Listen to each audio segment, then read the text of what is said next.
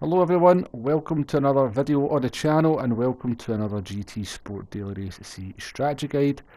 And this one has got me a little bit more enthusiastic about things than the last couple of weeks.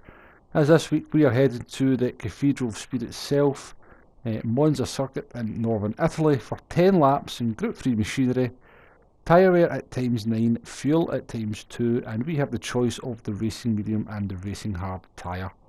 Now, I think it's fairly safe to assume that that racing hard tyre is going to be mandatory, and I certainly hope that is the case because from my testing it's certainly going to give us some interesting strategic options. So either PD have got lucky with these settings or they have actually put a little bit of thought into them, and if that is the case then credit where credit is due, as this could be a really good week of racing in groups in Daily Race C. So the settings did immediately cry out to me that the non-stop, just running the hard tyres would be quite competitive. So we're going to take a look at that strategy first, but before we get into looking at it properly, let's discuss the fuel. So we're just at the start of a 10 lap run and we've got the fuel meter up on the screen, and that sort of laps remaining is approaching around about 18 as we come out the first corner. So we're going to have absolutely no fuel concerns whatsoever in this one. Just completely forget about the fuel, you can rev the car out as much as you want.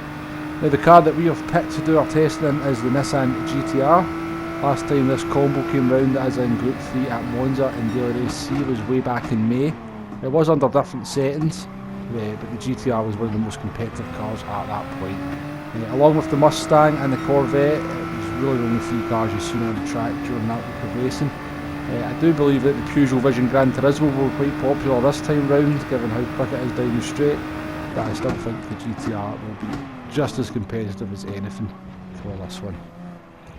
So let's start taking a look properly at the strategy. We join the action at the halfway point just so we can get a handle on how those tyres are looking at the start of lap 6, and you can see we have very little tyre wear so far. Lap times are holding up absolutely consistently. So at the halfway point, everything is looking pretty rosy indeed. And as we jump forward to the end of the 10 lap run, we're halfway through lap 10, you can see that tyre wear is starting to kick in just a little bit, particularly on the left rear. But it's not enough to really be too detrimental to our lap times. In fact, we're still set purple sectors even on lap 9 and 10. Lap 9 there, a bit of an outlier, we did pass a lap car, so that's why we're a half second slower for that one. But as you're going to see from lap 10, we actually just lap about a tenth slower than our fastest lap. So as the fuel burns down, it's enough to sort of counter that tyre wear as it comes in to keep the lap times nice and consistent. So the non-stop is definitely a competitive strategy. It's absolutely viable. The tyres can last the distance, no problem whatsoever. Obviously we're on the racing hard tyres for this one. I don't know if I mentioned that already, but as I said, we are running this race as if they are mandatory. So the finishing time for the non-stop run on the hards was 18 minutes at 15.9. So let's keep that in mind as we move on to take a look at doing a one-stop strategy and using the faster tyre. So obviously we're going to have to make a pit stop if we're doing a one-stop run. So let's take a look at what we can expect to lose in the pits. So we're going at Parabolica, we're into the pit lane as we pull off to the right. Car straight into the box through the animation, so that's generally a sign that the pit stop's going to be pretty quick. And out we come after 4.5 seconds stationary and 11.1 seconds in the pit lane. And that all comes together to lose you around about 7 seconds on the racetrack, maybe about 7.5 seconds if you really want to have a safe margin, but not a great deal of time lost, so definitely is going to make the one stop a viable option. So let's move on to take a look at the one stop that we have running at the moment. So obviously we're starting this one on the medium tyre, and we would expect to be a good bit quicker than the hard tyre in the early stages, and that's definitely the case. So over the first 3 laps we appear to be about 1.2 to 1.3 seconds a lap quicker, maybe about a second a lap quicker on lap 4, and then the sort of tyre wear starts to kick in a little bit on the medium tyre and we start to lose a little bit of pace. So we're only about half second quicker over laps 5 and 6, but obviously still quicker, so that's a good thing. So from the non-stop run on the hard tyres, I had a good idea of what type of lap times I could do on the hard tyres. So we were doing low 49s, late 48s, even at the beginning of the race. So in my head I knew if I was to pit now that I could probably do 148 5s and 6s on the hard tyre. Obviously we are a good bit lower on fuel and the tyres would be fresher. So that lap 6 that we did there on this run was a 148.6, so that was a pretty good indicator to me that it was now time to come in and change onto the hard tyres, and we should be at least as quick if not a little bit quicker. So we peel off from Parabolica to the right hand side into that pit lane.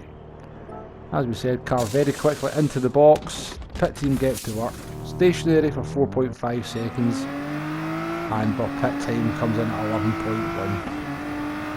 So when you exit the pits, it's always wise to remember that your brakes have cooled a little bit and you are on cold tyres, which I didn't do as we exit here, and I make a pretty big error into turn 1. So that was pretty costly for this run, probably cost me about a second in overall race time. However, I wanted to leave it in because I did actually attempt to do this one stop run twice and I made exactly the same mistake twice. So it's definitely something to be aware of when you come out the pits, to brake nice and early for that first chicane. Maybe about 120 metres just to give yourself a little bit of margin of error. So we moved to the end of this one stop run, and to be honest, it was a pretty tardy run on the hard tyres. We made that mistake into turn 1 that we've just seen. Lap 9, there was a small mistake which cost us probably about 3/10. Did do a better job on this last lap, but we're going to do a 148.5 to finish. So as expected, the hard tyres were capable of a quicker lap time than our actual lap 6s and 7. So that would seem to be about the optimal time to make that pit stop. But we finished this one stop run, and let's see if it was quicker than the non-stop. So the non-stop was 18:15.9 and this one stop run's actually coming in at 18:16.8. Now if we take into account that mistake we made on the outlap, then it's going to bring in both times, or both runs, in very, very similar finishing times. So it does appear to me that for this race, under these settings, that both the non-stop and the one-stop are absolutely viable. Both are competitive, and it's going to come down to a sort of personal preference, or perhaps your start position, what one you want to go for. Obviously other things will come into play as well. If you're sort of not very good at looking after tyres, then you're going to be swaying towards that one-stop run. If maybe looking after tyres is maybe one of your sort of skills or best attributes at racing, then maybe that non-stop could be something you want to take a look at. So it's hard for me to recommend what's the best strategy, because obviously I'm running in clean air, I'm running without the infringements of traffic, etc, etc. However, let's go over some pros and cons of the different strategies and sort of how I think they will kind of affect how the race runs if you're going to be using that strategy. So we'll look at the non-stop initially.